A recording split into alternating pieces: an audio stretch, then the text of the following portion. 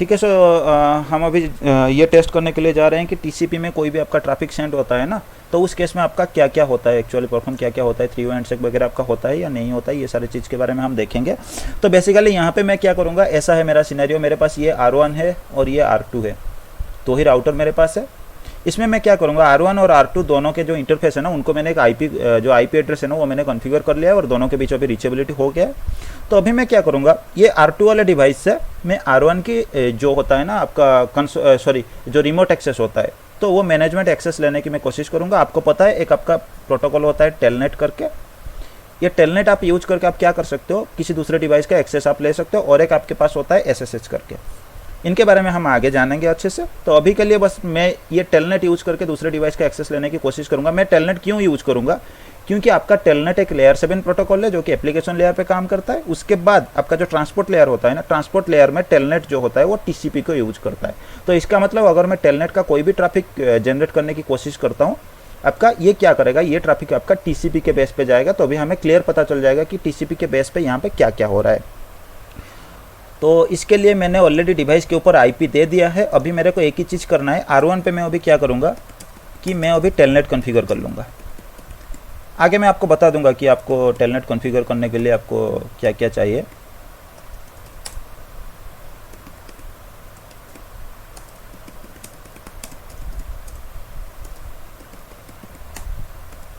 मैं जनरल से एक बस कॉन्फ़िगर कर रहा हूँ इसमें।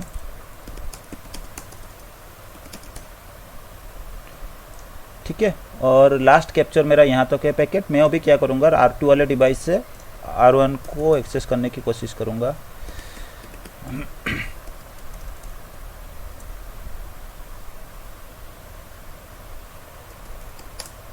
ठीक है, अभी देखो ये जो R2 वाला डिवाइस है, यहाँ पे आप देख लो, ये R2 वाले डिवाइस के ऊपर मैंने बैठा था, लेकिन अभी मेरे पास एक्सेस जो है R2 वाले डिवाइस के ऊपर R1 का एक्सेस है। ठीक है, इसका मतलब मेरे पास अभी जब भी मैं कुछ भी चीज़ यहाँ पे टाइप करूँगा ना, तो ये मेरा एक तरह का, आप मान लो कि एनेबल पासवर्ड भी मैं लगा लेता हूँ। जो भी यहाँ पे मैं 100 IP इंटरफेस ब्रीफ कर रहा हूँ, तो इसमें मेरे को क्या है कि R2 वाले डिवाइस का जो भी इन्फॉर्मेशन है ना वो मेरे को दिख रहा है। सॉरी, R1 वाले डिवाइस का जो इन्फॉर्मेशन होता है वो मेरे को इन्फॉर्मेशन अभी दिख रहा है।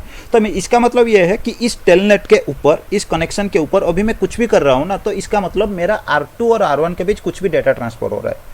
ये आपका मैनेजमेंट टाइप का जो डाटा होता है ना, मैनेजमेंट ट्रैफिक आप जिसे बोलते हो, उस तरह का डाटा ट्रांसमिट हो रहा है। अभी ये डाटा जो मेरा ट्रांसमिट हुआ था, इसमें क्या क्या हुआ था आप देखो। सबसे पहले मैं यहाँ पे आपको दिखा देता हूँ। मैं इसको एक बार स्टॉप कर लेता हूँ ताकि आगे और ज़्यादा पैकेट आपको ना दिखे।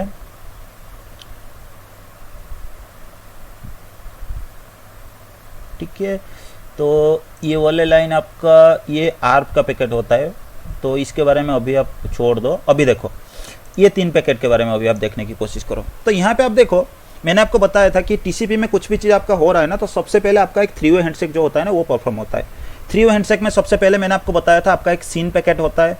दूसरे में आपका क्या होता है, एक दूसरा पैकेट जो होता है वो सेंड किया जाता है, जिसमें आपका सीन पैकेट और एक पैकेट दोनों होता है, सीन और एक दोनों के इन्फॉर्मेशन होते हैं। और तीसरे में आपके पास एक होता है एक्नॉलेजमेंट का पैकेट होता है, जिसके बाद आपका क्या होता था, आपका कनेक्शन जो होता था एस्टेब्लिश होता था। अगर मैं आपको बात करूं तो ऐसे होता है, आपका ये डिवाइस ए हो गया, ये आपका डिवाइस बी हो गया। सबसे पहले ए वाला डिवाइस आपका सीन पैकेट एक देता था, ये उसको क्या करता था, सीन प्लस एक पैकेट करके एक दूसरा पैकेट भेजता था। इसके बाद फिर ये एक वाला एक एक्नॉलेजमेंट का एक पैकेट भेजता था, जिसके बाद आपका कनेक्शन क्या होता था, एस्टेब्लिश हो जाता था।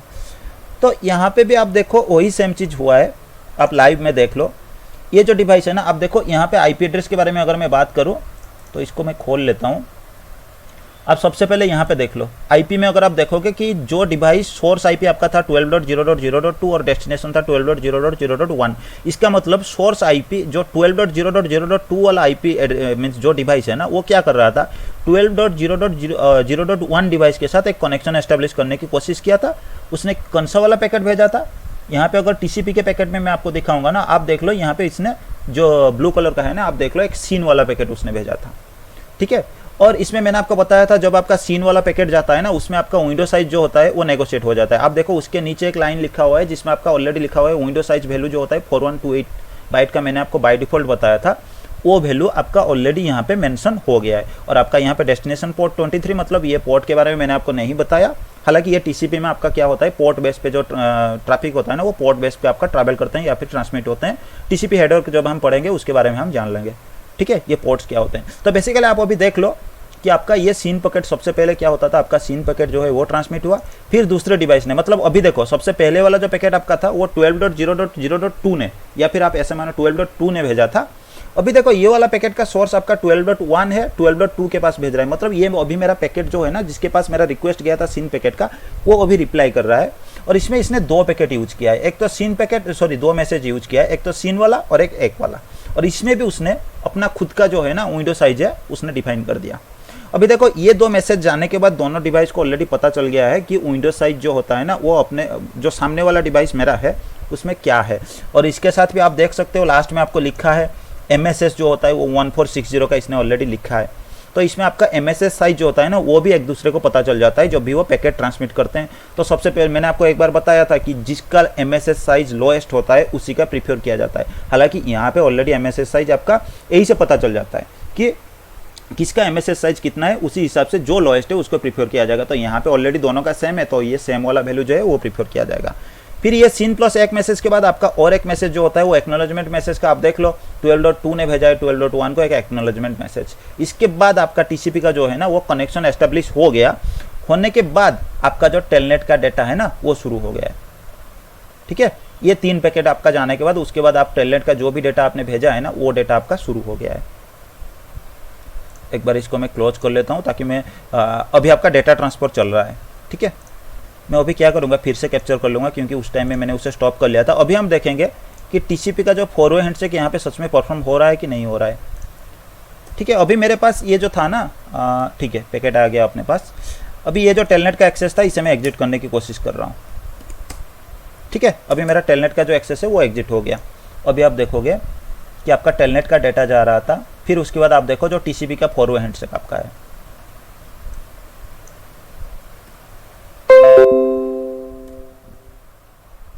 इसमें अभी आप देख लो सबसे पहले आपका जो था ना,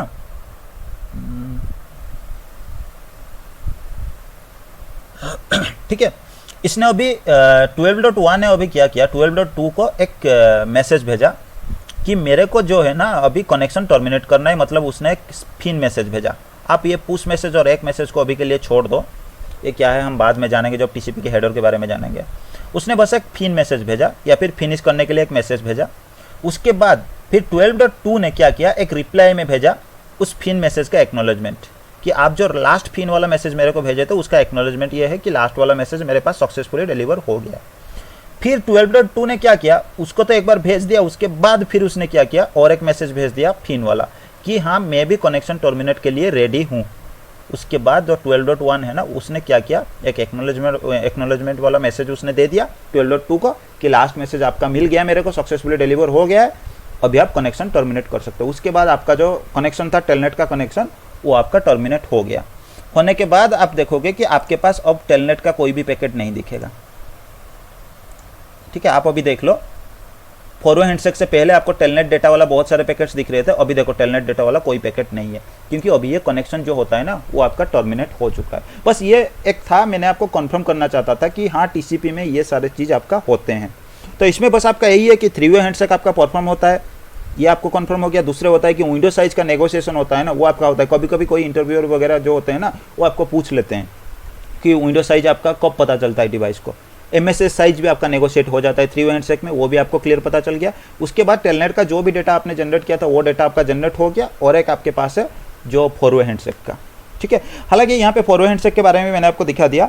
और एक चीज़ था आपका यहाँ पे सेगमेंटेशन कैसे परफॉर्म होता है ना, वो वाला चीज़ मैं यहाँ पे नहीं दिखा सकता क्योंकि उसके लिए आपको जो है ना आपका MSS साइज से ज़्यादा बड़ा वाला डेटा आपको चाहिए और वो डेटा मैं अभी जनरेट नहीं कर सकता। पिंग के साथ मैं जनरेट कर सकता हूँ ICMP के साथ, लेकिन ICMP आपका एक लेयर 3 जो प्रोटोकॉल होता है ना तो वो TCP यूज नहीं करेगा। तो उस केस में आपको पता नहीं चलेगा कि डेटा आपका क्या हो रहा है। ये एग्जाम्पल हम जब फ्रेगमेंटेशन करेंगे ना तभी मैं आपको एक एग्जाम्पल इसका दिखा दूंगा। इसमें किसी के पास कोई डाउट वगैरह है तो आप पूछ सकते हो। सर अब जो ये दिखा रहे हैं वो एप्लीकेशन क्या है सर, कौन सा एप्लीकेशन में आप दिखा रहे हैं?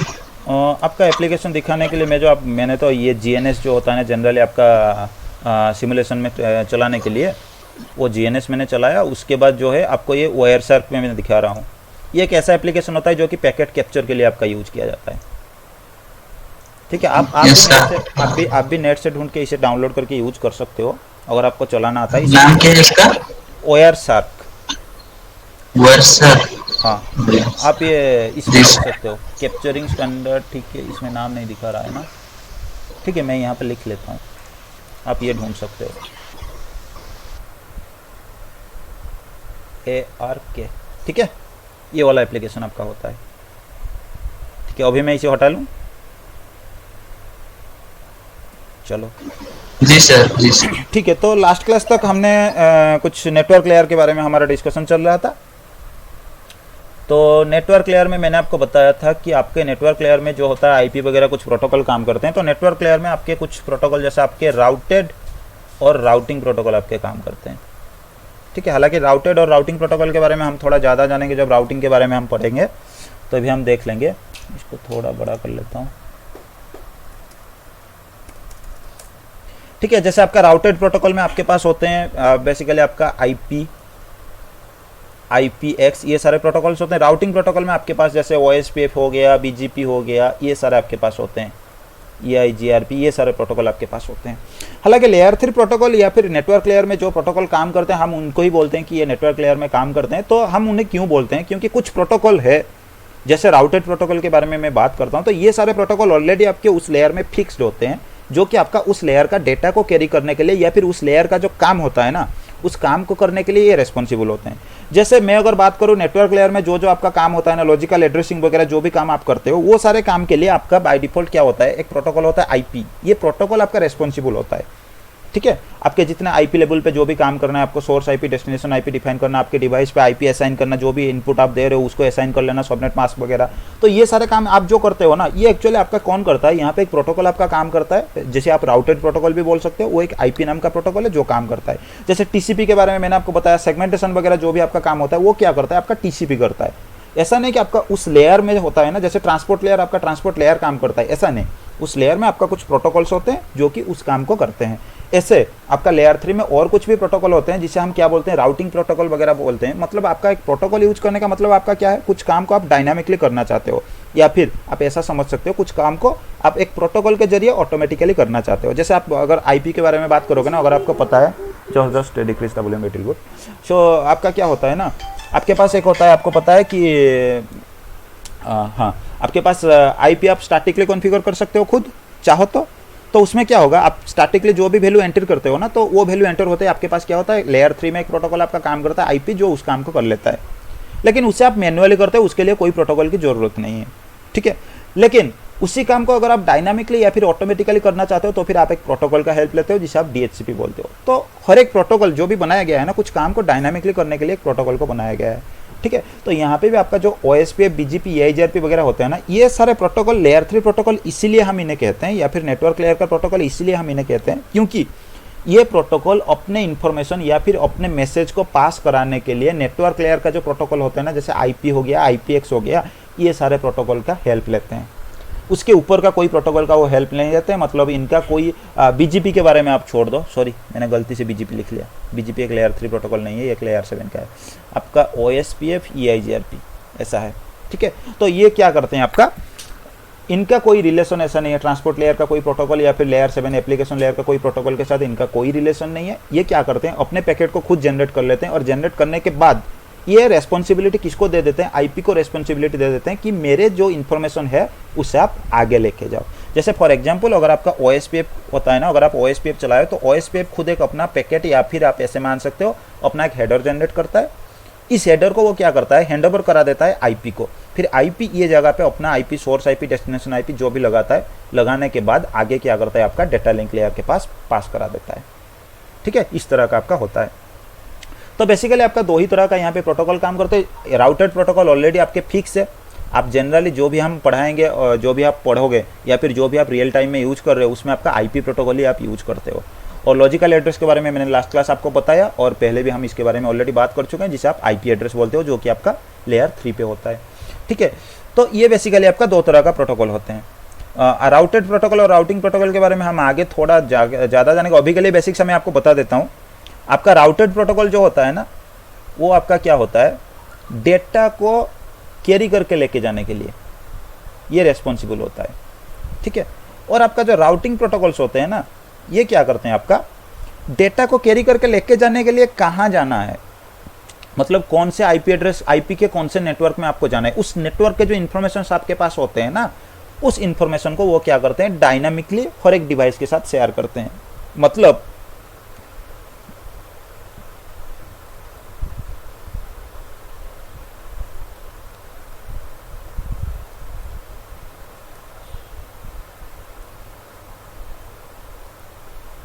डायनामिकली, ठीक है।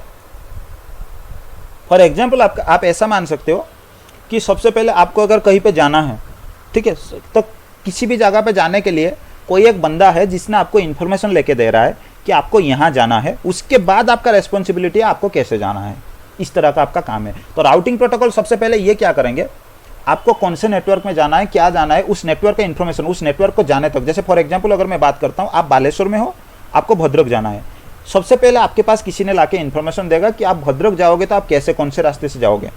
ये इन्फॉर्मेशन या फिर ट्रेन में जाओगे या फिर रोडवेज आप जाओगे या फिर आप किसी दूसरे तरह से जाओगे, ये आपको पता है, ये आपको पता नहीं, आपको कोई इन्फॉर्मेशन इसके बारे में आपको सबसे पहले देता है।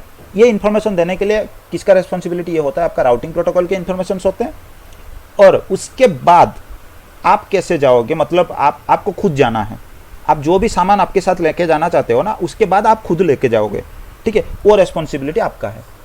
ये होता है राउटेड प्रोटोकॉल की रेस्पॉन्सिबिलिटी। तो अगर नेटवर्किंग के बारे में मैं बताऊं तो सबसे ये क्या होता है, राउटिंग प्रोटोकॉल जो होते हैं ना, वो क्या करते हैं, आपके जो राउटर्स में राउटिंग टेबल होता है ना, उसमें वो क्या करते हैं, अपने इन्फॉर्मेशन, मतलब नेटवर्क एक दूसरे नेटवर्क में जाने के लिए जो इन्फॉर्मेशन होते हैं उनको वो स्टोर करते हैं, लाके उस इन्फॉर्मेशन को अपडेट करते हैं। एक बार वो इन्फॉर्मेशन मिल गया, मतलब आपको पाथ मिल गया एक जगह पे एक नेटवर्क में जाने के लिए, फिर राउटेड प्रोटोकॉल आपका जैसे आईपी होता है ना, वो क्या करते हैं, डेटा को कैरी करके लेके जाते हैं, ठीक है। ये बेसिकली आपका जनरल, इसके बारे में आप राउटिंग जो पढ़ोगे और थोड़ा आपको क्लियर हो जाएगा, ठीक है। अब इसके बाद मैंने आपको बात किया था कि आपका जो नेटवर्क लेयर में ना आपका एक फ्रेगमेंटेशन परफॉर्म होता है, और ये क्यों परफॉर्म होता है लास्ट क्लास मैंने आपको भी बताया था कि मान लो आपके टीसीपी में क्या हो रहा है, कोई डेटा ट्रांसपोर्ट लेयर में अगर टीसीपी से गुजर रहा है तो इसका मतलब आपका सेगमेंटेशन परफॉर्म हो रहा है। तो उस केस में, ज़्यादातर केस में मेरे को फ्रेगमेंटेशन परफॉर्म करने की जरूरत नहीं है, क्योंकि बाय डिफॉल्ट उसके लिए ऑलरेडी जो साइज होता है ना, जिस साइज के ऊपर डिपेंड होता है सारा चीज़, ये ऐसे डिफाइन किया गया है कि एक बार आपका टीसीपी में सेगमेंटेशन हो गया ना, उसके बाद फ्रेगमेंटेशन करने की कोई ज़रूरत नहीं है नेटवर्क लेयर में। बेसिकली सेगमेंटेशन आपका लेयर 4 में होता है अगर टीसीपी यूज हो रहा है, फ्रेगमेंटेशन आपका लेयर 3 में होता है आईपी के केस में। लेकिन अगर टीसीपी बेस्ड डेटा मेरा नहीं था, वो मेरा यूडीपी बेस्ड डेटा था, तो उस केस में तो आपका डेटा जो डिवाइड होता है, सेगमेंटेशन होता है, वो तो नहीं हुआ ना। यूडीपी तो नहीं करता है सेगमेंटेशन वगैरह कुछ भी, वो तो डायरेक्ट डेटा ट्रांसफर करता है। तो उस केस में आपका क्या होगा, आईपी के पास जब डेटा आ जाएगा लेयर 3 में, वो आपका क्या होगा, फ्रेगमेंटेशन हो जाएगा। मतलब इस डेटा को, जो भी आपका ऊपर का लेयर से जो भी डेटा आपके पास आ रहा है, इस डेटा को आईपी अभी क्या करेगा, फ्रेगमेंट में डिवाइड कर लेगा, एक एक पार्ट में डिवाइड कर लेगा।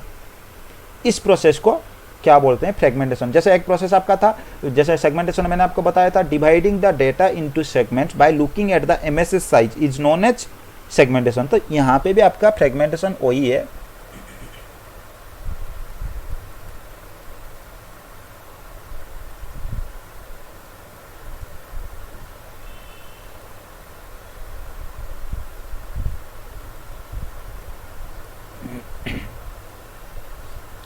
उसमें हम क्या करते थे, हम लिखते थे कि एमएसएस साइज, जो मैक्सिमम सेगमेंट साइज के हिसाब से जो आपका वैल्यू होता है, उसके हिसाब से वो डिवाइड किया जाता है। यहाँ पे उस जगह पे आपको एक एमटीयू आ जाता है। ये क्या होता है अब हम बात कर लेंगे।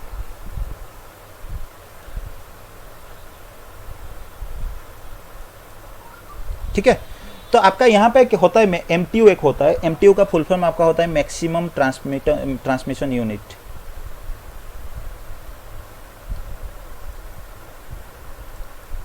ठीक है, मैं शॉर्ट में लिख रहा हूँ, आप थोड़ा देख लेना इसको। तो ये एमटीयू आपका होता है, जैसे आपका मैंने बताया था ना, एमएसएस के लिए एक बाय डिफॉल्ट आपका 1460 बाइट का एक साइज होता है। तो एमटीयू का भी बाय डिफॉल्ट एक आपका एक साइज होता है, जिसे आप, जिसका वैल्यू आप क्या बोलते हो, एक लेयर 3 इंटरफेस के लिए, और एक लेयर 3 इंटरफेस के लिए एक एमटीयू साइज आपको मिलेगा, और उस साइज का वैल्यू बाय डिफॉल्ट आपका होता है 1500 बाइट का।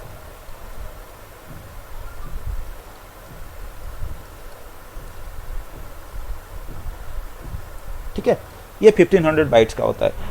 ट्रांसपोर्ट लेयर से कोई डेटा का साइज अगर 1500 बाइट से ज़्यादा है तो नेटवर्क लेयर में आपका फ्रेगमेंटेशन परफॉर्म होगा, ये फ्रेगमेंटेशन क्या करेगा, इस MTU साइज को देख के डेटा को पार्ट बाय पार्ट डिवाइड कर लेगा। अगर आपका MTU साइज 1500 बाइट का है, उससे ज़्यादा साइज का कोई अगर ऊपर से डेटा आ गया तो हर एक डेटा को ये क्या करेगा 1500 बाइट का साइज में डिवाइड कर लेगा, एक के बाद एक डिवाइड कर लेगा। अगर मैं ऊपर का थोड़ा चीज़ यहाँ पे मिला लूँ तो आपका डेटा जो होता है ना ऊपर से, वो आपका कुछ भी साइज का आ रहा था। तो ट्रांसपोर्ट लेयर में MSS आपका था बाय डिफ़ॉल्ट 1460 बाइट का। उसके बाद उस 1460 बाइट के डेटा के ऊपर इसे सेगमेंट करने के बाद हर एक सेगमेंट का साइज आपका 1460 बाइट का होता था। उसके बाद आपका TCP क्या करता था, एक हेडर लगाता था, TCP हेडर करके। ये हेडर का साइज आपका बाय डिफ़ॉल्ट 20 बाइट का होता है। ये 20 बाइट का होने के बाद मैंने आपको बताया था आपका होता है 1480 बाइट का। हर एक सेगमेंट का साइज बाय डिफ़ॉल्ट आपका 1480 बाइट्स का होता है, ठीक है। अभी ये 1480 बाइट का सेगमेंट बन गया। उसके बाद आपका आ रहा है कहाँ पे, लेयर 3 पे, मतलब नेटवर्क लेयर पे आपके पास आ गया ये डेटा, या फिर ये सेगमेंट आ गया। अभी नेटवर्क लेयर में जब ये सेगमेंट आ गया ना, ये सेगमेंट बन के आया। इस सेगमेंट का साइज आपके पास 1480 बाइट का था। अभी आपके पास MSS का साइज था क्या, बाय डिफ़ॉल्ट ये मैं बता रहा हूँ, MSS साइज तो आपके पास था ना, ये अभी था 1500 बाइट का। तो अभी यहाँ पे क्या होता है, आपका एक IP का हेडर लग जाता है, जो भी बाय डिफ़ॉल्ट आपका 20 बाइट का होता है। अगर कोई चेंजेस इसमें नहीं है तो ये भी साइज आपका 20 बाइट का होता है। तो बाय डिफ़ॉल्ट आपका जो साइज होता है ना, वो 1500 बाइट का होता है। इसीलिए आपका MTU का साइज जो है ना, वो 1500 बाइट्स का रखा गया है बाय डिफ़ॉल्ट के हिसाब से, ठीक है। तो इसका मतलब MTU आपका क्या करता है,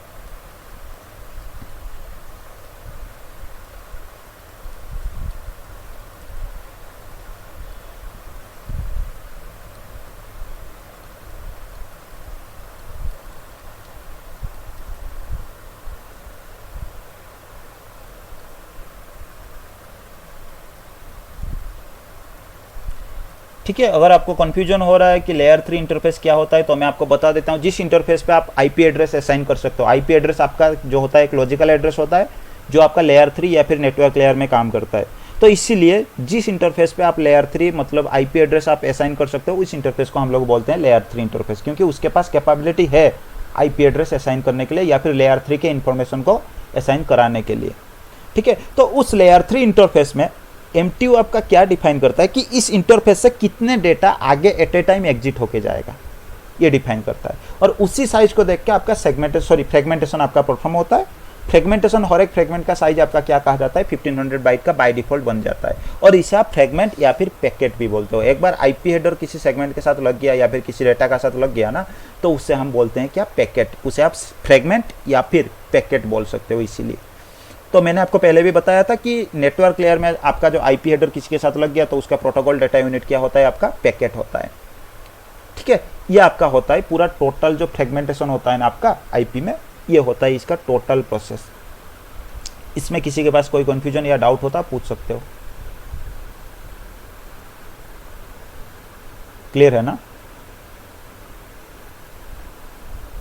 कोई रिप्लाई दे दो भाई, नहीं तो मेरे को लगेगा कि मैं डिस्कनेक्टेड हूँ। हाँ क्लियर है, क्लियर है। ठीक है, थैंक यू। तो इसमें IP में और हमारे पास क्या होता है, एक फ्रेगमेंटेशन आपके पास हो गया। और बाकी जो जो फील्ड होते हैं IP, जो IP हेडर के बारे में हम पढ़ेंगे तो अभी हर एक फील्ड के हिसाब से आपको बहुत सारी चीज़ें देखने को मिलेगा। और फ्रेगमेंटेशन जानने के बाद ठीक है, अब आप फ्रेगमेंटेशन तो की जानो। आगे अगर कुछ चीज़ें आता है ना, जैसे आपका हाँ वो TTL वगैरह बहुत सारी चीज़ें आपके पास आते हैं IP हेडर, जब हम पढ़ेंगे तो अभी हम देख लेंगे। तो अभी हमने जब भी बात किया ना, तो हमारे पास ऐसा हो गया कि लेयर 7 से या फिर एप्लीकेशन लेयर से जो मेरे पास डेटा जनरेट हो गया, उस डेटा को किसी भी प्रोटोकॉल के जरिए मैं डेटा यूज कर रहा हूँ, तो वो डेटा अभी मेरा 2 लेयर को मैं स्किप करता हूँ, प्रेजेंटेशन लेयर या सेशन लेयर को।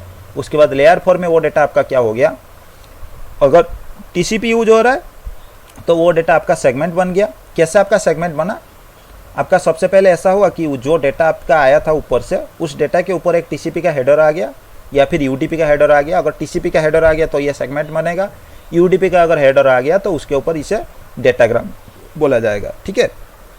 तो इससे हमने क्या बोला, सेगमेंट, TCP यूज हो रहा है। तो फिर ये डेटा आपका लेयर 3 में आएगा।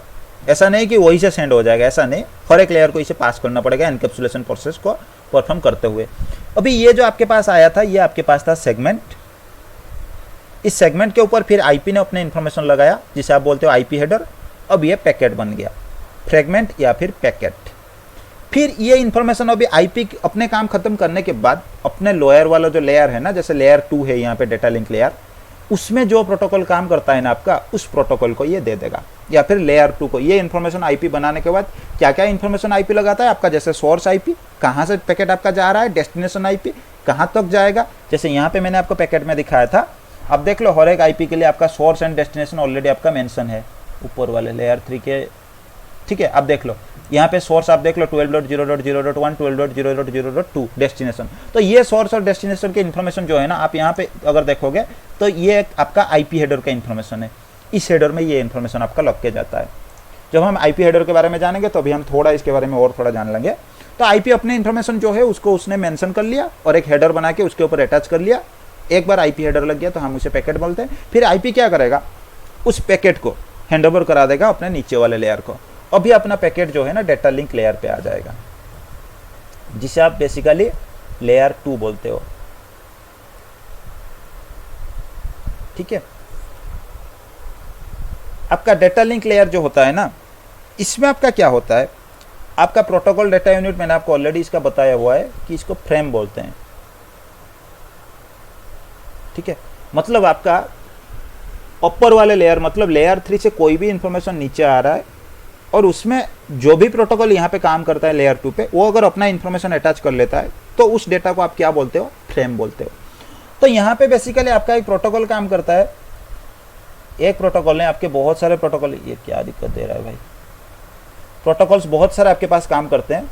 क्या क्या प्रोटोकॉल वो होते हैं, एक होता है आपके पास इथरनेट,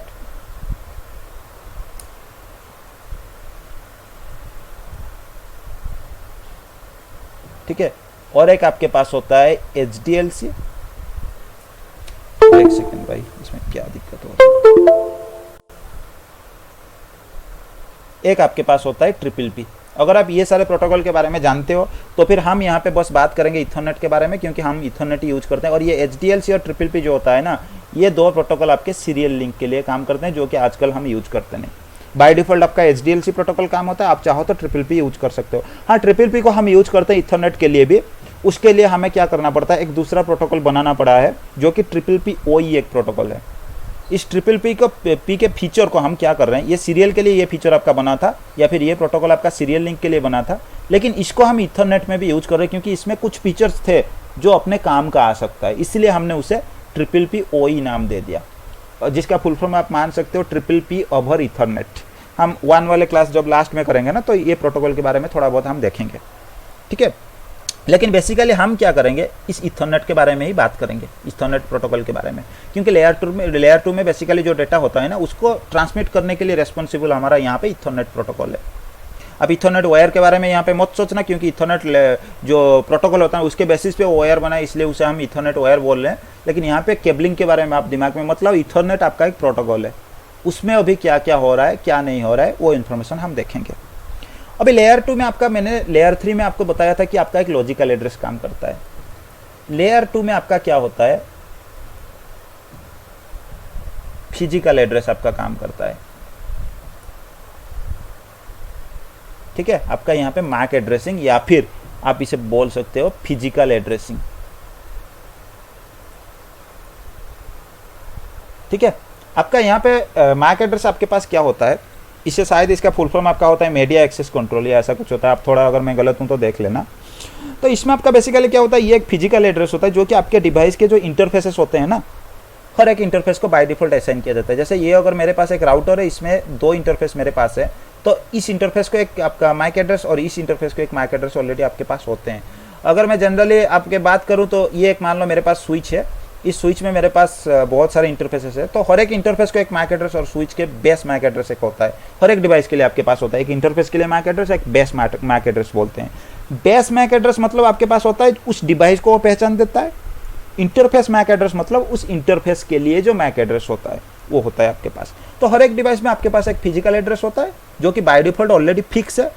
आप चाहो तो इसे चेंज आप नहीं कर सकते रूल के हिसाब से, लेकिन हाँ लॉजिकली आप चाहो तो मैक एड्रेस को भी चेंज कर सकते हो, लेकिन वो आपका जो जैसा आप बोलते हो ना पूरा चेंजेस करना, वो चेंज नहीं होता है। वो क्या होता है, आपके इंटरफेस के लिए एक ऑलरेडी आपका फिक्स मैक एड्रेस है, उसके ऊपर आप लॉजिकली एक सब मैक एड्रेस या फिर मैक एड्रेस आप कॉन्फ़िगर करके कुछ काम के लिए आप यूज कर सकते हो। जैसे कुछ लॉजिकल प्रोटोकॉल में यूज करने के लिए आप उसे काम में लगा सकते हो। लेकिन आप ऐसा मानो कि जो मैक एड्रेस आपके पास होता है या फिर फिजिकल एड्रेस होता है, इसे आप चेंज नहीं कर सकते, ये ऑलरेडी आपके इंटरफेस के ऊपर ऑलरेडी फिक्स होता है। ये बेसिकली मैक एड्रेस जो आपका होता है, ये एक मैक एड्रेस आपका होता है 48 बाइट का, सॉरी 48 बीट का होता है, और 48 बीट आपका 6 पार्ट में डिवाइड होता है, 6, ठीक है, आपको 6 पार्ट में डिवाइड होता है। इसको आप ये नहीं बोल सकते कि 6 ऑक्टेट है, जैसे हम आईपी में बोलते थे 4 ऑक्टेट है, तो इस तरह का यहाँ से आप नहीं बोल सकते, इसको 6 पार्ट में ये डिवाइड होता है, ये आप बोल सकते हो। और 48 को अगर मैं 6 पार्ट में डिवाइड करता हूँ तो हर एक पार्ट में मेरे पास जो होता है ना, वो होता है 8 बिट का वैल्यू। यहाँ पे भी हर एक पार्ट में आपके पास 8 बिट में होता है, लेकिन इसमें आपका एक चेंजेस होता है, ये हेक्साडेसिमल फॉर्मेट में होता है, ठीक है। हर एक ऑक्टेट का जो भी वैल्यू इसके पास है ना, ये हेक्साडेसिमल फॉर्मेट में होता है। तो आपको पता है कि एक ऑक्टेट के लिए अगर हेक्साडेसिमल का मैं बात करता हूँ तो यहाँ पे मेरे पास 2 ही डिजिट मिलते हैं, ठीक है, जो भी वैल्यू आएगा 2 ही डिजिट, और 2 डिजिट के बाद आपको ऐसा मिलता है, यहाँ पे कोई डॉट देखने को नहीं मिलता है। कभी कभी कहीं पे किसी डिवाइस पे आपको डॉट मिलेगा, कहीं पे आपको ये हाईपेन वाला मार्क मिलेगा, या फिर आपको ऐसे वाला मार्क मिल जाता है। आप बेसिकली देखोगे आपको हाईपेन वाला मार्क ही मिलता है जब मैक एड्रेस की आप बात करते हो, या फिर डॉट आपको भी कभी कभी किसी किसी डिवाइस में देखने को मिलता है। आप जब भी एंट्री करते हो ना, तो एंट्री के टाइम आपको इस तरह का कुछ इन्फॉर्मेशन मिल जाते हैं। अगर हम यहाँ पे बात करेंगे मैक एड्रेस के, अगर एग्जाम्पल हम देखते हैं तो यहाँ पे भी हमें एक मैक एड्रेस का एग्जाम्पल मिल सकता है, हर एक पैकेट में ये होता है। तो इसके लिए हम क्या करेंगे, लेयर 2 की इन्फॉर्मेशन देख लेते हैं। तो आप देख सकते हो यहाँ पे आपका सोर्स मैक एड्रेस ये है, और डेस्टिनेशन यहाँ पे देखो ये कॉलम के साथ आपको दिखने को मिल रहा है, ठीक है। अगर इसी को मैं देखता हूँ अपने डिवाइस पे,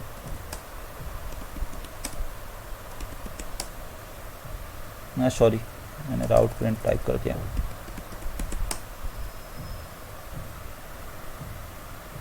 सॉरी मैं भी कमांड बोल रहा हूँ। राउट प्रिंट कमांड क्यों यूज होता है? वो आपका जो राउटिंग टेबल होता है ना, वो देखने के लिए। यहाँ पे देखो ये आपको इन्फॉर्मेशन दिख रहा है, जो व्हाइट कलर का मैंने मार्क किया, दिख रहा है ना? हाँ दिख रहा है। कोई रिप्लाई कर देगा कि व्हाइट कलर का एक 30 के साथ शुरू हो रहा है, फिजिकल एड्रेस के नीचे लिखा है, आपको दिख रहा है ना? हाँ सर, हाँ दिख रहा है। Am I disconnected? सबको दिख रहा है कि नहीं भाई? एक बार कोई रिप्लाई कर देगा। हाँ दिख रहा है, दिख रहा है। तो ये जो होता है ना, ये आपका मैक एड्रेस होता है। देखो मेरे डिवाइस के पास बहुत सारे इंटरफेसेस है, इसलिए मेरे को बहुत सारे इंटरफेस आपको दिखा रहा है। एक मीडिया डिस्कनेक्टर दिखा रहा है, बहुत सारा हार्डवेयर नॉट प्रेजेंट, मतलब इनको मैं डिसेबल करके रखा हूँ इस तरह का। मतलब यहाँ पे आप देखो मैंने बहुत सारे जो इंटरफेस है ना, वो मैंने क्रिएट करके रखा है, इसलिए आपको बहुत सारे इन्फॉर्मेशन दिखता है। देखो यहाँ पे मैंने बहुत सारे नेटवर्क क्रिएट करके रखा है, जो मेरे पास डिसेबल है या फिर क्रॉस मार्क के साथ आ रहे हैं ना, जो क्रॉस मार्क के साथ आ रहे हैं वो आपको दिखा रहा है कि ये वाला आउटपुट आपको आ रहा है, जो हार्डवेयर नॉट प्रेजेंट करके। जो मेरे पास यहाँ पे डिसेबल्ड है ऑलरेडी दिखा रहे हैं, उनको आप मीडिया डिस्कनेक्टेड करके आप देख सकते हो। मैसेज 3 मेरे पास डिसेबल है, 3 दिखा रहा है आपको मीडिया डिस्कनेक्टेड, और मेरे पास अभी एक ही एक्टिव है, तो उसके लिए आप देख सकते हो कि ये जो मैक एड्रेस है ये भी दिखा रहा है। और इसमें आप देखो ये TCP/IP जो मैं आपको बात कर रहा था ना, ये TCP/IP इसमें सक्सेसफुली काम कर रहा है, ये भी इन्फॉर्मेशन यहाँ पे ये दिखा रहा है। तो ये होता है मेरा डिवाइस। माइक्रोसॉफ्ट में आप अगर देखोगे तो आपको ऐसा दिख रहा है, हाइपेन के साथ ये मैक एड्रेस आपको दिख रहा है। अगर आप सिस्को में देख रहे हो, सिस्को के आउटपुट के हिसाब से आप देख रहे हो, तो ये सिस्को के नहीं, आप मान सकते हो ये जो आपका पैकेट कैप्चर है ना, जैसे वायर सर की है, ये इसको आउटपुट में ऐसा दिखाता है। कई जगहों पे आपको डॉट के साथ भी कुछ आउटपुट दिखेगा मैक का, ठीक है। तो फिर आपको मैक एड्रेस जो होता है ना, इसी तरह का आपका होता है। 48 का आप यहाँ पे भी देख सकते हो, हर 2 डिजिट के बाद उसने एक आपका जो है हाइपेन लगाया है। तो ये आपका एक फिजिकल एड्रेस होता है, और 48 बिट का ये टोटल साइज होता है, और आपको 6 पार्ट में ये दिखने को मिलेगा। हर एक पार्ट के बाद आपको हाइपेन या फिर आपको कॉलम या डॉट के साथ कुछ भी आपको देखने को मिलेगा। तो ये बेसिकली मैक एड्रेस जो होता है, ये मैक एड्रेस आपका इथरनेट हेडर जो होता है ना, उस इथरनेट हेडर में एक फील्ड होता है, मतलब 2 फील्ड होते हैं आपका, एक सोर्स मैक, एक डेस्टिनेशन मैक। सोर्स मैक और डेस्टिनेशन मैक के बीच ये क्या होता है, इसमें डिफरेंस। जैसे आईपी में मैंने आपको बताया, कोई अगर डेटा जनरेट करके सेंड कर रहा है, जो सेंड कर रहा है उसके आईपी को हम सोर्स आईपी बोलते थे, जिसके पास डेटा जाएगा उसके आईपी को हम डेस्टिनेशन आईपी बोलते हैं। यहाँ पे क्या होता है आपका, वही तो सेम चीज़ होता है, लेकिन थोड़ा यहाँ पे ध्यान देना पड़ता है। जैसे फॉर एग्जांपल ये एक डिवाइस था, इसके बाद और एक डिवाइस था राउटर, जैसे आप मान लो इसके बाद और एक डिवाइस था। तो इस डिवाइस में क्या होता है, हर एक डिवाइस के मैंने आपको बताया हर एक इंटरफेस में आपका एक मैक एड्रेस होता है। जैसे यहाँ आपका मैक एड्रेस आप ए मान लो, इसको आप B मान लो, इस डिवाइस में और एक है इंटरफेस तो इसका भी C मान लो, ये वाला आपका D मान लो। इसका IP आपका था 10.1, इसका IP था 10.2। अभी ये 10.1 जो है ना 10.2 को डेटा भेजना चाहता है, तो उस केस में आपका क्या होता था, जब आप IP पैकेट के बारे में बात करते हो या फिर IP में हमारा क्या होता था, सोर्स IP 10.1 होता था, डेस्टिनेशन IP 10.2 होता था। लेकिन यहाँ पे उसी चीज़ में तो सोर्स और डेस्टिनेशन मैक एड्रेस आपका आ जाएगा, लेकिन यहाँ पे थोड़ा चेंजेस हो जाएगा। ये डिवाइस जब भी डेटा भेजेगा ना तो उसका सोर्स मैक तो A बनेगा, डेस्टिनेशन मैक B बन जाएगा। मतलब मेरे सामने जो और एक डिवाइस आएगा ना उसके मैक एड्रेस, मतलब मेरे से जो डायरेक्ट जो डिवाइस मेरे से कनेक्टेड है और मेरे सामने वाला जो डिवाइस कनेक्ट है उसका मैक एड्रेस मेरे को अभी लगेगा। अभी ये डिवाइस ये पैकेट को जब इसे रिसीव हो जाएगा, सोर्स मैक एज B वाला हो गया, ये क्या करता है फिर ये जब उसी इन्फॉर्मेशन को इसके पास ये वाला डिवाइस जो है ये इन्फॉर्मेशन इसको दे दिया, क्योंकि डेस्टिनेशन ये है तो ये एक्सेप्ट करेगा। इसके बाद ये डिवाइस फिर क्या करेगा, उसी सेम इन्फॉर्मेशन को चेंज करके ये आगे भेजेगा। ये जब आगे भेजेगा ये क्या करेगा, सोर्स मैक में C लगा देगा अपना खुद का मैक, क्योंकि इस इंटरफेस से वो भेज रहा है, और डेस्टिनेशन आपका D लगा देगा जो कि इसके सामने वाला है। यहाँ पे इस तरह का चेंज क्यों है, इसीलिए IP की अगर हम बात करते हैं तो आपको पता है IP एक लॉजिकल एड्रेस होता है, ठीक है। और IP में हमारा जब डेटा ट्रांसमिट होता है लेयर 3 में तो क्या होता है, उसमें नेटवर्क के इन्फॉर्मेशन देख के ही आपका डेटा ट्रांसमिट होता है। मतलब ये डिवाइस जब आपका 10.2 के लिए कोई भी डेटा भेजेगा ना तो ये देखेगा 10 नेटवर्क के लिए इन्फॉर्मेशन मेरे पास है कि नहीं राउटिंग टेबल में। अगर है तो 10 नेटवर्क मेरे को जहां से रिसीव हो रहा है 10 नेटवर्क का इन्फॉर्मेशन में उसी पाथ में, मतलब यहां से अगर इसे 10 नेटवर्क का इन्फॉर्मेशन हो रहा है तो वो क्या करता है यही से डेटा को आगे भेज देता है। ऐसा नहीं कि डायरेक्टली मेरे आगे वो डिवाइस 10.2 है जो है वो आगे है, ऐसा नहीं। मेरा नेक्स्ट स्टॉप मतलब जहां से मेरे को उस नेटवर्क के लिए इन्फॉर्मेशन मिल रहा है उसी पाथ से मैं भेज दूंगा। आप राउटिंग के टाइम इसके बारे में और बहुत ज़्यादा क्लियर हो जाओगे। लेकिन जैसे कि मैक एड्रेस आपका फिजिकल एड्रेस है ना, तो इसमें क्या होता है आपको फिजिकली इन्फॉर्मेशन देना पड़ता है कि किसको देना है। फॉर एग्जांपल अगर इसके बारे में इन दोनों के बारे में IP और मैक के बारे में थोड़ा आपको बता दूं तो आप IP एड्रेस और मैक एड्रेस इस तरह का मान सकते हो कि आपको कुछ फॉर्म देना था आपके कॉलेज में डिपॉजिट करने के लिए, या फिर आप मान लो आपके कॉलेज का कोर्स फी था या फिर जेटकिंग का कोर्स फी है, आप पे करना चाहते हो लेकिन आप खुद नहीं जा सकते किसी वजह से। आप अभी क्या करोगे, उस पैसे को आप किसी दूसरे के जरिए आप देना चाहते हो तो आप क्या करोगे, आप खुद सोर्स हो। अभी आपका IP के लिए अगर मैं बात करूं तो सोर्स आप हो, डेस्टिनेशन आपका जेटकिंग है, क्योंकि पैसा आप दे रहे हो, रिसीव करेगा जेटकिंग।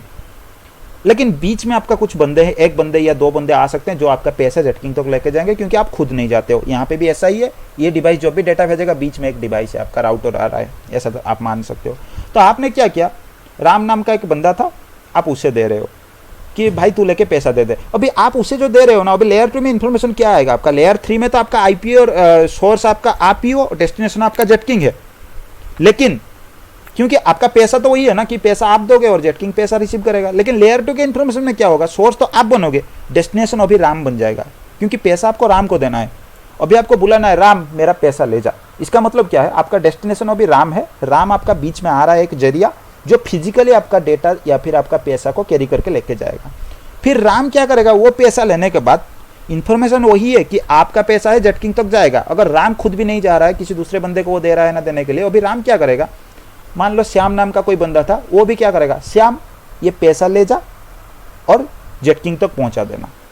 अभी सोर्स क्या हो जाएगा, राम हो जाएगा, डेस्टिनेशन आपका श्याम हो जाएगा फिजिकली, लेकिन लॉजिकली वही है कि आप ही पैसा दे रहे हो और जेटकिंग तक पैसा जा रहा है। तो इस तरह आपका डेटा भी इसी तरह का आपका ट्रांसमिट होता है। मतलब यहाँ पे बैठ के अगर मैं UK तक या US तक कोई भी डेटा ट्रांसमिट कर रहा हूँ ना, तो इसके बीच में भी बहुत सारे डिवाइसेस आते हैं। हर डिवाइस के लिए क्या होता है, मेरा IP एड्रेस और UK के डिवाइस का IP एड्रेस, सोर्स मेरा, डेस्टिनेशन वो हमेशा सेम होता है आपका। लेयर 3 के बेस पे IP एड्रेस कहीं पे भी चेंज नहीं होगा, क्योंकि उसी को देखने के बाद उसको तो पता चलेगा कि मैंने भेजा है। लेकिन बीच में जो आपका बहुत सारे डिवाइसेस आएंगे ना, वो डिवाइसेस आपका क्या करते हैं, सोर्स IP और डेस्टिनेशन IP को लेयर 3 इन्फॉर्मेशन में कुछ भी चेंज नहीं करते हैं। बस हर एक डिवाइस जब भी दूसरे डिवाइस को आपका डेटा देता है ना, वो क्या करता है, लेयर 2 में सोर्स मैक और डेस्टिनेशन मैक को चेंज करते रहते हैं। मतलब सोर्स मैक जो भी भेजेगा वो खुद का दे देता है, और डेस्टिनेशन जो मेरा सामने वाला डिवाइस है जो रिसीव करेगा उसकी इन्फॉर्मेशन को दे देते हैं। बस ये थोड़ा सा चेंज यहाँ पे है, ठीक है। हमेशा आपके डिवाइसेस क्या करते हैं, अगर पाथ में मल्टीपल डिवाइसेस है तो उस केस में आपका IP का इन्फॉर्मेशन कभी चेंज नहीं होता है। जब तक चेंज भी आप कर सकते हो, अगर आपका नाटिंग वगैरह कुछ कॉन्सेप्ट है आगे हम देखेंगे, आप अभी के लिए जानो कि चेंज नहीं हो सकता। लेकिन हर एक डिवाइस को देने के बाद आपका डेटा, पाथ में जितने सारे डिवाइसेस आते हैं ना, वो लेयर 2 के इन्फॉर्मेशन या फिर आपका मैक एड्रेस जो होता है, सोर्स एंड डेस्टिनेशन मैक को चेंज करते रहते हैं, ताकि आपका डेटा जो है सक्सेसफुली जिसको आपको भेजना था उसके पास पहुंच जाए। ये थोड़ा सा बस आपका चेंजेस था।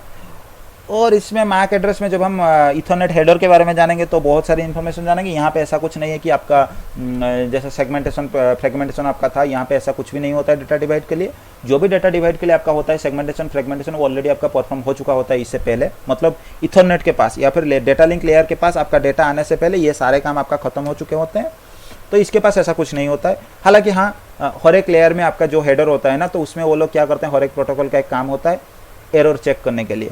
जब हम हेडर के बारे में पढ़ेंगे, हर एक हेडर जैसे आपका आईपी हो गया, टीसीपी हो गया, आपका इथरनेट हो गया, हर एक प्रोटोकॉल का एक काम होता है कि एक चेक करने के लिए कि कोई एरर तो नहीं है डेटा में, वो चेक करने के लिए। क्योंकि ऐसे आपका पास हो सकता है ना, आप कोई डेटा मैं आपको दे रहा हूँ, आपके पास उस डेटा को बीच में किसी ने ले लिया कुछ, जैसे मैं फॉर एग्जांपल आप मान सकते हो एक पैकेट मैंने आपको दे दिया, उस पैकेट के अंदर 100 चॉकलेट था, किसी ने उस पैकेट को धीरे से खोला, 5 चॉकलेट निकाल लिया, उसके बाद उसने फिर गम वगैरह लगा के उसे जॉइंट कर लिया और आपको दे दिया। आपको तो पता नहीं चलेगा क्योंकि पैकेट मैंने दिया है, अच्छे से सील है, बीच में से किसी ने निकाल लिया है। तो उसको चेक करने के लिए अगर हम ऐसा करेंगे कि जब भी मैं आपको पैकेट भेज रहा हूँ ना, उसके ऊपर अगर मैं लिख लेता हूँ कि 100 पैकेट मैंने आपको भेजा या फिर इतने वेट का मैंने आपको भेजा, फिर आप अगर चेक कर लेते हो कि 100 पैकेट मेरे पास 100 चॉकलेट मेरे पास रिसीव हुआ या फिर 100 ग्राम का मैंने भेजा था, आपके पास सक्सेसफुली 100 ग्राम रिसीव हुआ कि नहीं, अगर आप वेट चेक करते हो तो आपको पता चल जाएगा कि रास्ते में अगर किसी ने ले लिया है तो आपको पता चल जाता है। तो ये यहाँ पे भी आपका एरर चेक होता है डेटा जब भी होता है। जब हम हेडर के बारे में जानेंगे, हर एक प्रोटोकॉल के लिए एरर चेक के बारे में हम जानेंगे थोड़ा बहुत।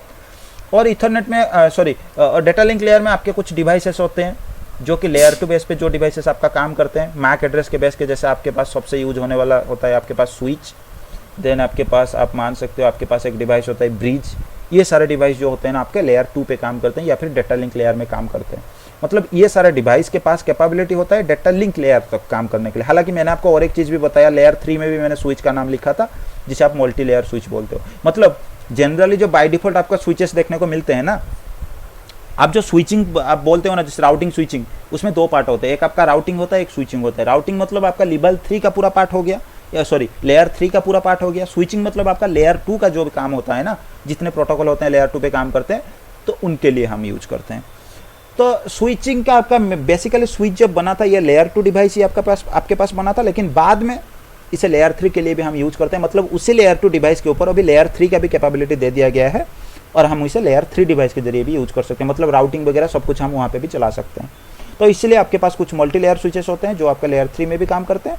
आपके पास जनरल जो स्विच आपको देखने को मिलेंगे वो आपको लेयर 2 में काम करते हैं, जो लेयर 2 स्विचेस होते हैं, ठीक है, जिनके पास कैपेबिलिटी होता है डेटा लिंक लेयर तक काम करने के लिए। और ये ब्रिज आपका प्योरली लेयर 2 डिवाइस ही था जब ये बना था। इसके पास कोई लेयर 3 का कैपेबिलिटी आप बना भी नहीं सकते। और लेयर 2 के डिवाइस के पास अगर प्रोटोकॉल के बारे में हम बात करें तो यहाँ पे मैंने आपको बताया एक प्रोटोकॉल आपका होता है जो आपका इथरनेट प्रोटोकॉल होता है। ये आपका डेटा कैरी करने के लिए रिस्पॉन्सिबल होता है। इसके बगैर और भी कुछ थर्ड पार्टी प्रोटोकॉल यहाँ पे काम करते हैं। ये आपका मेन प्रोटोकॉल हो गया और कुछ थर्ड पार्टी प्रोटोकॉल जैसे आपका VTP हो गया, STP हो गया, जैसे स्विचिंग में हम इसके बारे में सब पढ़ेंगे, DTP हो गया। ये सारे प्रोटोकॉल आपका क्या करते हैं, लेयर 2 पे काम करते हैं। मतलब ये प्रोटोकॉल अपना मैसेज जैसे भी जनरेट करते हैं ना, जब भी ये जनरेट करते हैं तो इस इंफॉर्मेशन को या फिर अपने मैसेज को वो क्या करते हैं, इथरनेट के हेल्प के जरिए दूसरे डिवाइस के पास भेजते हैं। मतलब यहाँ पे अगर मान लो मैं VTP यूज कर रहा हूँ, VTP अपना एक खुद का पैकेट जनरेट करता है या फिर अपना एक हेडर बनाता है। उस पैकेट को वो क्या करता है, जनरेट करने के बाद इथरनेट को दे देता है। अभी इथरनेट का रिस्पॉन्सिबिलिटी है कि ये पैकेट को आपका क्या करेगा कि आगे लेके जाएगा। तो इसलिए इनको हम क्या बोलते हैं, ये लेयर 2 प्रोटोकॉल्स होते हैं। तो इस तरह का आपके बहुत सारे स्विचिंग में जब हम पढ़ेंगे तो पूरे स्विचिंग हम इन्हीं प्रोटोकॉल के बारे में ही पढ़ेंगे। और इसमें लेयर 2 में आपका बहुत सारे जैसे स्विचिंग फीचर्स, VLAN वगैरह सब कुछ जो भी चीज़ आप करते हो ना, ये आपका लेयर 2 पे ही होता है। तो लेयर 2 पे बेसिकली आपका यही है। अगर आप कहीं पे पढ़े हो तो आपको मिलता है कि यहाँ पे फ्रेम चेक सीक्वेंस वगैरह होता है, हेडर और टेलर लगता है। तो ये सारे इन्फॉर्मेशन क्या होता है, हम जब हेडर पढ़ेंगे उसके बारे में हम पूरा जान लेंगे, उसके बारे में आप टेंशन मत लो। अभी हम डायरेक्ट मूव करते हैं लेयर 1 के बारे में। तो लेयर 1 जो आपका होता है फिजिकल लेयर होता है। इसमें बेसिकली आपका कुछ नहीं, इसका प्रोटोकॉल डाटा यूनिट आपको पता है, मैंने आपको ऑलरेडी बताया था। इसमें बीट्स में डेटा जो होता है, फिजिकल लेयर में जो आपका डेटा रीच होता है ना, तो ये बीट्स में होता है। उसके बाद इसमें आपका भी कुछ डिवाइसेस काम करते हैं। जैसे फिजिकली जो भी आप केबलिंग वगैरह आप देखते हो ना, आपका वो सारे फिजिकली जो केबलिंग, आपका केबल हो गया, कनेक्टर हो गया, जो भी चीज़ आप देखते हो फिजिकली, जिस चीज़ को आप देख सकते हो नेटवर्किंग में, वो होता है आपका क्या, फिजिकल लेयर में काम करते हैं या फिर लेयर 1 में काम करते हैं। और डिवाइसेस के बारे में अगर हम बात करें तो हब इसका सबसे अच्छा एग्जाम्पल है जो कि फिजिकल लेयर में आपका काम करता है। क्योंकि हब में मैंने आपको बताया था ना, ये एक ही कोलिजन डोमेन और आपका एक ही ब्रॉडकास्ट डोमेन होता है, इसीलिए क्योंकि ये फिजिकल लेयर का एक डिवाइस है, इसके पास मैक एड्रेस वगैरह का कोई कॉन्सेप्ट नहीं है। तो ये आपका डिवाइस होता है, फिजिकल लेयर में काम करते हैं, और आपको कनेक्टर वायर वगैरह जो भी आपको दिखते हैं वो फिजिकल लेयर में होता है। फिजिकल लेयर में बेसिकली आपका यही होता है, जब लेयर 2 से या फिर डेटा लिंक लेयर से डेटा आपका फिजिकल लेयर में मूव करता है ना, तो वो डेटा आपका फ्रेम में होता है। सबसे पहले आपका डेटा लिंक लेयर में क्या होता है, वो फ्रेम में होता है।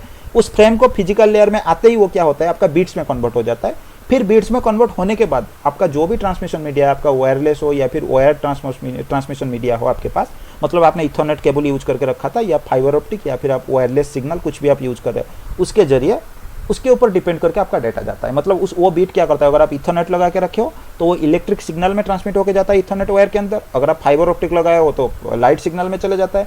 अगर आप वायरलेस यूज कर रहे हो तो उस केस में आपका RF सिग्नल या फिर रेडियो फ्रीक्वेंसी में वो डेटा आपका ट्रैवल करता है। तो आपका इस तरह का होता है। सबसे पहले आपका क्या होता है, एनकैप्सुलेशन और डिकैप्सुलेशन, 2 प्रोसेस आपका होता है जो मैंने ऑलरेडी आपको बताया था। हर एक डिवाइस क्या करेगा, जो डेटा को जनरेट करेगा वो क्या करेगा, एक एनकैप्सुलेशन परफॉर्म करेगा। एनकैप्सुलेशन मतलब लेयर 7 से लेकर लेयर 1 तक जो भी प्रोसेस मैंने आपको बताया, हर एक प्रोसेस को, हर एक लेयर में उसका प्रोसेस जितना भी काम है वो कंप्लीट करके, और हर एक लेयर में जो भी प्रोटोकॉल काम करते हैं वो अपना हेडर लगा के, इस तरह का जो प्रोसेस मैंने आपको कंटिन्यूसली बताया वो कंटिन्यू होने के बाद लेयर 1 तक बीट्स में उस डेटा को कन्वर्ट कर लेना। इस प्रोसेस को आपका क्या बोलते हैं, इसे आप एनकैप्सुलेशन बोलते हो। और आपके पास एक होता है डिकैप्सुलेशन। जो एनकैप्सुलेशन कौन परफॉर्म करता है, जो सेंडर डिवाइस होता है या फिर जो डेटा को जनरेट करता है।